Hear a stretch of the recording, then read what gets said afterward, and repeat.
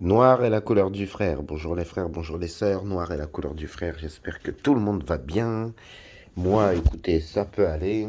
Sauf que bon, c'est vrai que si tu te penches sur l'actualité, hein, c'est un peu moins, c'est un peu moins marrant, c'est un peu moins joyeux, mais bon, on fait aller.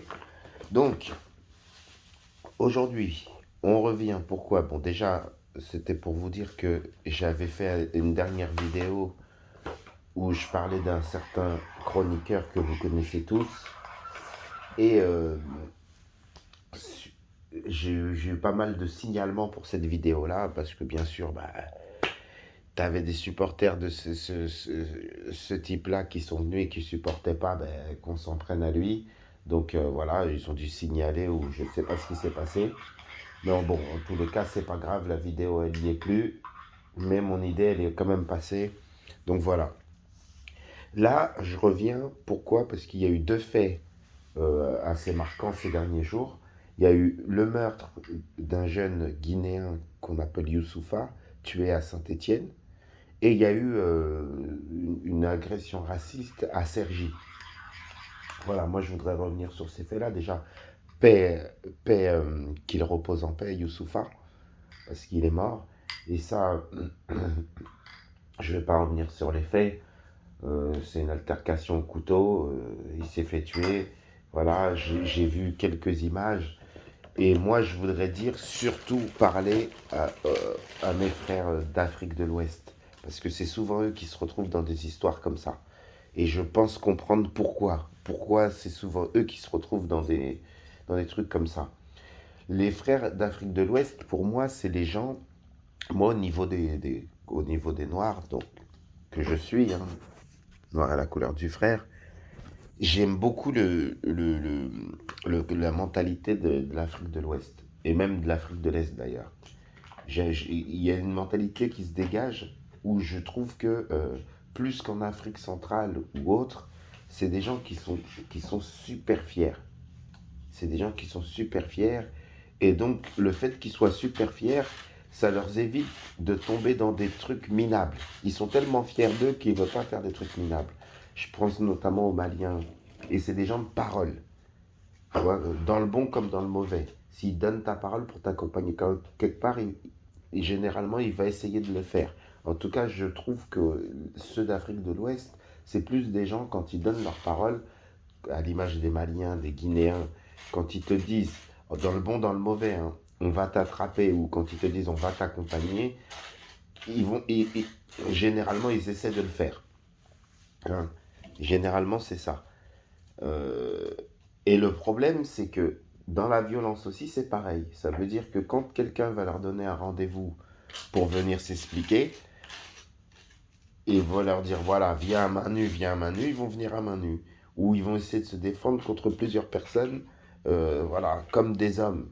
Mais le problème dans tout ça, dans cette qualité-là qu'ils ont, c'est que derrière, ils ne voient pas le danger. Et souvent, on les retrouve à, ah, il s'est fait planter, ah, il est resté, il était tout seul, ils lui ont sauté dessus, ah.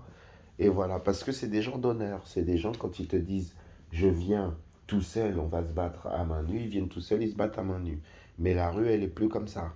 La rue, maintenant, ben, quand tu viens, même quand tu as un rendez-vous, il faut préparer un truc au cas où. Parce que ton adversaire, on ne sait pas. Et c'est ça qui est dommage. Mais c'est vrai que j'ai beaucoup d'histoires où, justement, le mec d'Afrique de l'Ouest, ben, quand il arrive, il se fait accueillir pas par quelqu'un qui est tout seul et à main nue, il se fait accueillir par une arme. Et justement, souvent, après, je ne sais pas si vous avez fait le même constat. Moi, c'est un constat que je fais. Hein. Donc, euh, donc voilà, donc c'était ça, c'était pour dire, ben, c'est bien parce que le frère, Youssoufa, et je sais pas, je pense qu'il s'est défendu, donc ça c'est bien, parce que si on t'a cherché, tu te défends. Mais là, sur ce coup-là, je pense il aurait dû botter en touche. Il aurait dû se défendre, montrer qu'il se laisse pas faire. Mais après, face au danger, parce que je l'ai vu rester alors qu'ils étaient plusieurs à lui sauter dessus avec des couteaux, je pense pas qu'il fallait rester. Et c'est pas ne pas être un bonhomme, c'est vraiment se protéger. T'as une fille, mon frère, il fallait. Voilà, bon, paix à son âme. En tous les cas, j'espère que non plus ce crime-là, c'est pas un crime raciste, négrophobe, on va dire. Mais voilà, c'est triste. Je l'ai vu aussi, il faut dire la vérité, il faut être complet. Lui aussi essayer de tenter de mettre des coups de couteau. Donc je sais pas ce qui s'est passé, on va pas faire l'épilogue, mais c'est triste. C'est pour dire, voilà, stop, que ça soit même un Guinéen, que ça soit euh, euh, un Polonais, que ça soit un ci, un ça. Voilà, moi je suis contre cette violence-là, surtout gratuitement, comme ça le mec il a des enfants, et voilà, pour un truc comme ça, elles vont perdre leur père, ses filles. Je crois qu'il avait une petite fille, elle va perdre son père. C'est bête, c'est triste. Ensuite, je voulais revenir sur l'agression raciste qu'il y a eu à Cergy, où le gars a tabassé un noir, il se faisait filmer. Alors on ne sait pas le noir, le noir, il venait pour livrer, mais lui, on aurait dit que c'était quelqu'un qui travaillait dans la sandwicherie. Alors je ne sais pas. En tous les cas, quoi qu'il en soit, on l'a filmé. Et là, il a commencé à déverser un flot de haine, un flot d'insultes, en disant moi je suis algérien, nanani, on vous vend comme du maïs. Et il faut reconnaître qu'il y a une partie de la population qui est comme ça, qui pense comme lui. Et contre ces gens-là, oui, il faut faire des actions significatives. C'est-à-dire que moi, ce que j'ai vu des gens aller devant la boutique. Alors, je ne sais pas s'ils avaient lien, s'ils ont lien, si la boutique et ce mec-là, la sandwicherie, ce mec-là, était en lien, ouais, il faut aller les faire chier. Sinon, je pense pas. Mais après, les gens, ils avaient l'air d'être en connexion. C'est vrai. Moi, ce que je dis aux frères, c'est que, voilà, il faut toujours se défendre. Là, malheureusement, je ne vais pas lui jeter la pierre.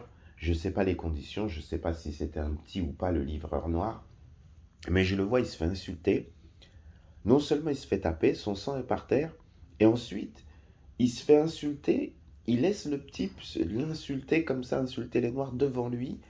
Et en même temps, il vient de te taper et c'est lui qui... Ah non, c'est insupportable comme image. Moi, je sais pas comment il a pu rester sur place. Même si il vient de te défoncer, tu vas prendre quelque chose. Enfin, moi, ça m'a choqué, hein. C'est ça le truc que j'en ai retenu. Je me dis, mais pourquoi le mec il s'est pas défendu? Et c'est justement ça. Défendez-vous, les frères. Que ça soit verbalement, que ça soit truc. Dans la vie, en tout cas dans notre vie, défendez-vous.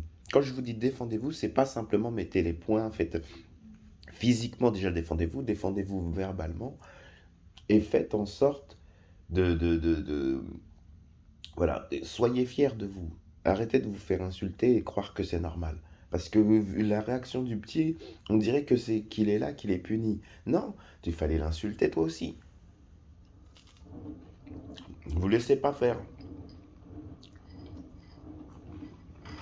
Maintenant, moi ce que je dis, c'est que de l'autre côté aussi, quand il nous arrive des choses comme ça, il arrive aussi, et ça c'est un truc qu'il faut qu'on sache, qu'il y a des noirs qui partent en couille aussi comme ça. Il y a des noirs aussi qui aussi, il y a des vidéos où, moi en tout cas j'ai vu des scènes où c'est des noirs qui disaient ça sur des arabes, sur d'autres.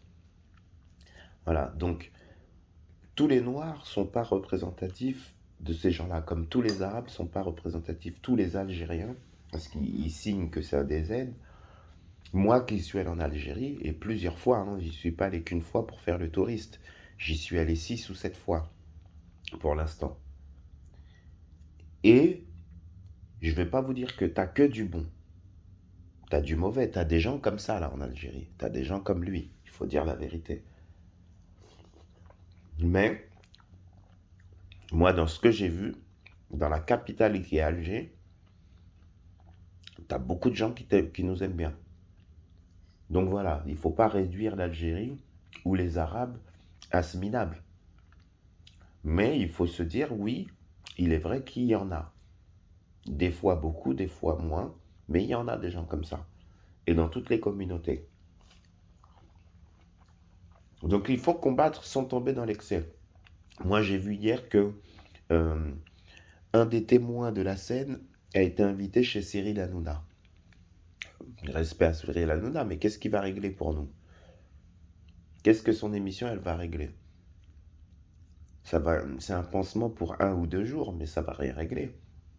Et surtout, ça va diviser. Ça va montrer, ah, ceux-là, ils sont comme ça.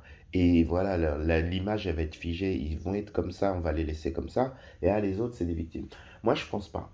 Je pense qu'il fallait que ça soit relayé, mais pas au niveau des médias. Les médias, ils ont jamais été avec nous, là, comme par hasard. Non.